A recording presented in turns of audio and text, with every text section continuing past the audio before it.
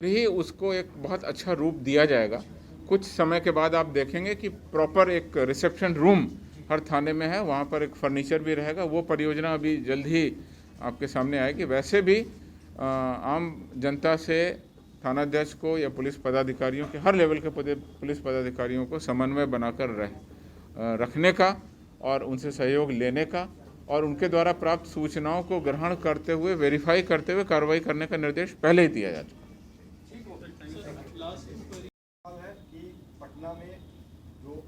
देखिए, जैसा कि आपको बता दें, बिहार पुलिस में एक विशिष्ट इकाई है जो आर्थिक अपराध इकाई है, इकोनॉमिक ऑफेंसेस यूनिट, और उसके जो दायित्व हैं उन दायित्वों में ये दोनों प्रश्नों का उत्तर है। नशीले पदार्थों के विरुद्ध कार्रवाई करने के लिए आर्थिक अपराध इकाई में विशेष कोषांग बना हुआ है। और जैसा कि आप जानते हैं, नशीले पदार्थों की रोकथाम कई आयामों पे की जाती है। उसमें एक इन्फोर्समेंट है जिसमें पुलिस को पावर है, स्थानीय पुलिस को पावर है, एक्साइज विभाग को भी उसमें शक्तियां मिली हुई हैं और इकोनॉमिक ऑफेंस यूनिट को भी शक्ति मिली हुई है। दूसरा उसका आयाम है अवेयरनेस का।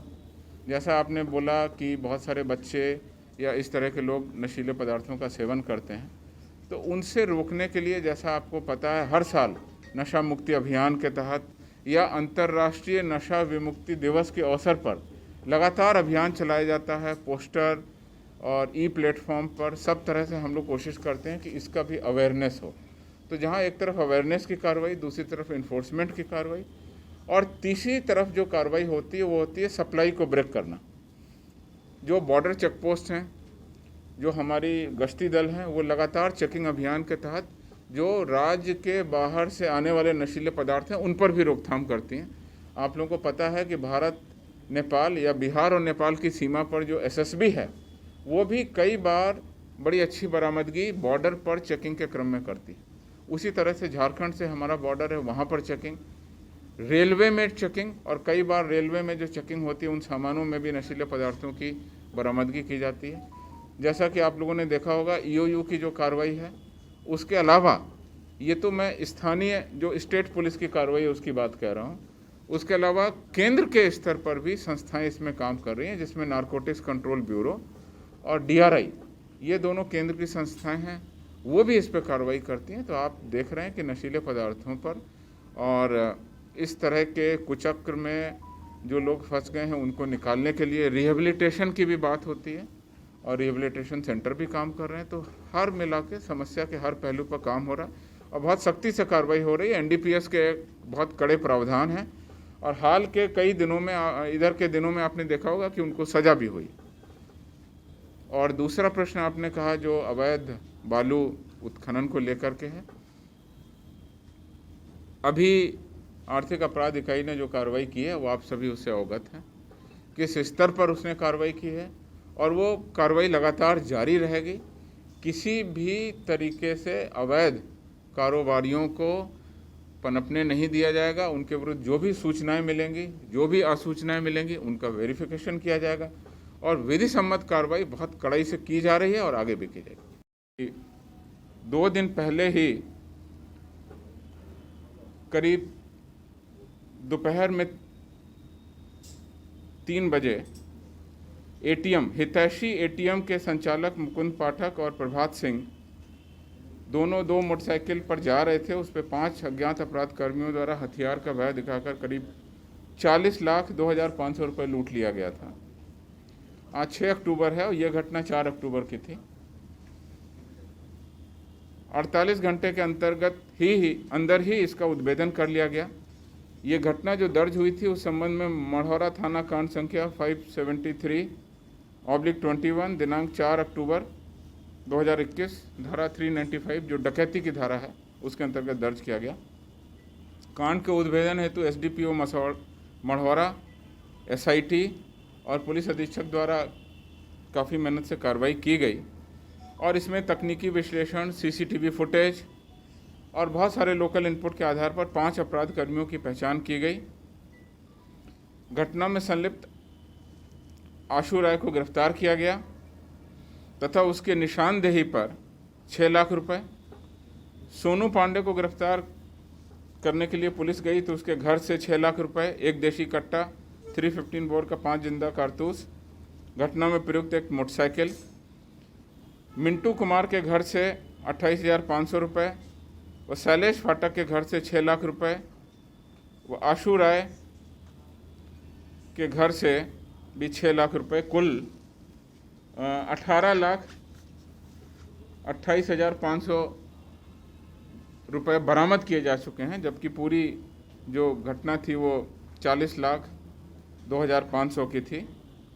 हथियार की जो बरामदगी हुई उसके संबंध में अलग से कांड दर्ज किया जा रहा है। घटना में संलिप्त अभियुक्तों के नाम पता इस प्रेस नोट में दिए गए हैं।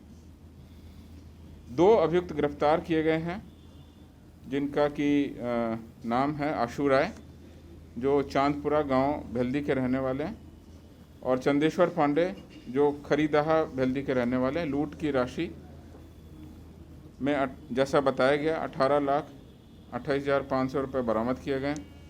लूट में प्रयुक्त अवैध आग्नेयास्त्र 1 कट्टा, 5 जिंदा कारतूस बरामद हुआ है। मोटरसाइकिल भी बरामद हुई है। इस कांड को भी हम लोग शीघ्र अनुसंधान पूरा कर स्पीडी ट्रायल की कार्रवाई कराएंगे। ये 2 महत्वपूर्ण जानकारियां थीं। प्रेस नोट में मैं आपको अभी दे दूंगा, गिरफ्तार किया गया। तो ये 2 महत्वपूर्ण जानकारियां थी, मैं सोचा कि आपसे शेयर करेंगे। अब अवगत हैं, और मैं ब्रॉडली इतना अवगत हूँ कि एक विभाग के पदाधिकारी के विरुद्ध कार्रवाई की गई है, सर्चेस की गई हैं, और लगातार हम लोग इस पर कार्रवाई कर रहे हैं। डिटेल कुछ देर बाद आपको बताया जाएगा। सर, भागलपुर के वीडियो वायरल हुआ, उसके आधार पर पुलिस ने संज्ञान लिया, और जैसा आपको पता है घटना कहीं की भी हो सकती है, राज्य के बाहर की भी हो सकती थी। पुलिस ने बहुत ही इम्पोर्टेंट और बहुत ही महत्वपूर्ण तरीके से रात भर बहुत मेहनत करके काम किया है। घटना की कड़ी अभी जोड़ी जा रही है। क्या परिस्थितियां थीं, किन परिस्थितियों में कैसे क्या हुआ है, उसका अभी अनुसंधान किया जा रहा है। जैसा कि आप जानते हैं, महिला उत्पीड़न के मामलों में महिला की नाम या पता या बहुत सारी महत्वपूर्ण जानकारियों को शेयर नहीं करना चाहिए। तो अभी ये अनुसंधान का विषय है। केवल इतना ही कहना चाहूँगा कि वायरल वीडियो के अज्ञात वायरल वीडियो जिसमें कुछ भी पता नहीं था, उसके आधार पर पुलिस ने बहुत महत्वपूर्ण कार्रवाई की, उद्भेदन किया और गिरफ्तारी की। इसमें ये लोग करते क्या थे? इधर से चलिए। सारण इंसिडेंट में वहाँ जो घर में जो बेटी और पति ने सुसाइड किया, उसके सुसाइड नोट में कुछ बातें हैं जो पुलिस पर आरोप लगा, क्या इस बात की जानकारी है? मुझे केवल इतनी जानकारी मिली है कि वहाँ पे एक घटना इस तरह की घटित हुई है कि जो अपराधी थे, उन अपराधी के घर में जब छापामारी की गई तो अवैध हथियार मिला गया, और इसके कारण उसके घर के मालिक को भी गिरफ्तार किया गया। उसके बाद की घटना के संबंध में एक अलग से कांड दर्ज किया जाएगा, और अलग से कांड दर्ज करके उसमें अलग से अनुसंधान किया जाएगा। वो सारी बातें भी घटना में किस तरीके से, किन कारणों से हुई है, उसका भी उद्भेदन हो जाएगा। अब ठीक है। बिहार पुलिस मुख्यालय के द्वारा आयोजित प्रेस नोट वार्ताक्रम में आप लोगों को 2 महत्वपूर्ण सूचनाएं देनी हैं। बिहार पुलिस मुख्यालय को कल देर शाम को सोशल मीडिया मॉनिटरिंग के क्रम में ट्विटर पर बिहार पुलिस को टैग करते हुए एक वायरल वीडियो पोस्ट किए जाने की जानकारी मिली, जिसमें एक व्यक्ति के साथ मोटरसाइकिल से जा रही महिला के साथ कुछ अज्ञात युवकों द्वारा अभद्र, अश्लील और आपत्तिजनक हरकत करते हुए मारपीट की जा रही थी। वीडियो बहुत छोटा था। उक्त वीडियो में न तो किसी घटना स्थल का, जिले का या पीड़िता के किसी नाम पते का कोई उल्लेख था। एक छोटा सा वीडियो क्लिपिंग था। उसको मिलते ही जो पुलिस मुख्यालय की टीम है, उसके द्वारा सभी पुलिस अधीक्षकों को, सभी जिलों को अविलंब उसका सत्यापन करने और कार्रवाई करने का निर्देश दिया गया, ताकि वायरल वीडियो में घटनास्थल, पीड़िता या आरोपियों के बारे में कोई महत्वपूर्ण सुराग मिल सके। इसी क्रम में सारण पुलिस द्वारा जिले में स्थापित साइबर क्राइम और सोशल मीडिया यूनिट, जिसे हम CCSMU कहते हैं, और जैसा आप लोगों को जानकारी होगा कि पूरे राज्य में 74 इस तरह की यूनिट स्थापित की गई हैं जो विभिन्न जिलों में काम कर रही हैं। उनके सहायता से उस पूरे घटनाक्रम की जानकारी मिली। सारण पुलिस द्वारा बहुत उल्लेखनीय काम किया गया। महज 8 घंटे में उस वीडियो का सत्यापित करते हुए घटनास्थल को चिन्हित कर लिया गया और घटना में शामिल अभियुक्तों की पहचान कर ली गई। उस घटना के अनुसार और जो सत्यापन हुआ उसके अनुसार वीडियो वायरल 5 अक्टूबर को हुआ था, जबकि ये घटना 27 सितंबर की थी। करीब 3 बजे सारण जिला के दरियापुर के थाना अंतर्गत लक्ष्मण चक के पास चंवर में घटित बताई जा रही है। वीडियो के विश्लेषण, जांच और जो हमारी टीम है उसने जो कार्रवाई की और जो लोकल इनपुट आए उसके आधार पर इस घटना में शामिल 6 अपराध कर्मियों की पहचान कर ली गई है।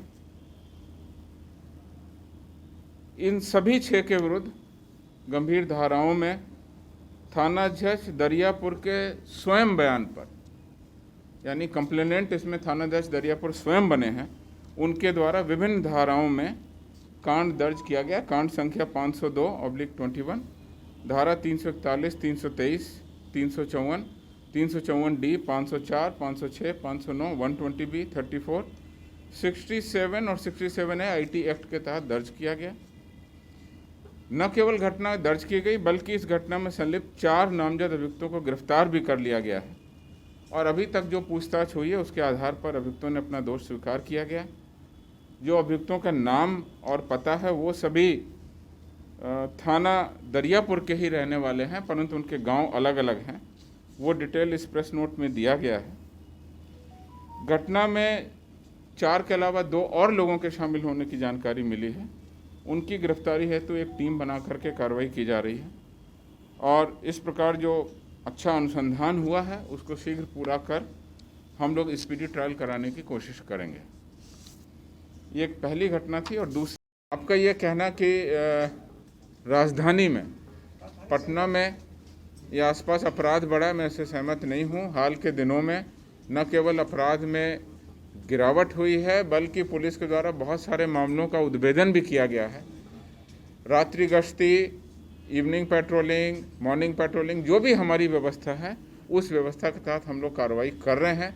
और जैसा कि आपने देखा, पुलिस हर तरह के कामों में व्यस्त है, जहां एक और कोविड गाइडलाइन का पालन कराना, मास्क की चेकिंग, उसके अलावा वाहनों की चेकिंग, और अभी तो पंचायत चुनाव चल रहा है तो जगह जगह हम लोगों की व्यवस्था चाक चौबंद है और अपराधियों की गिरफ्तारी हो रही है, वारंट का निष्पादन किया जा रहा है।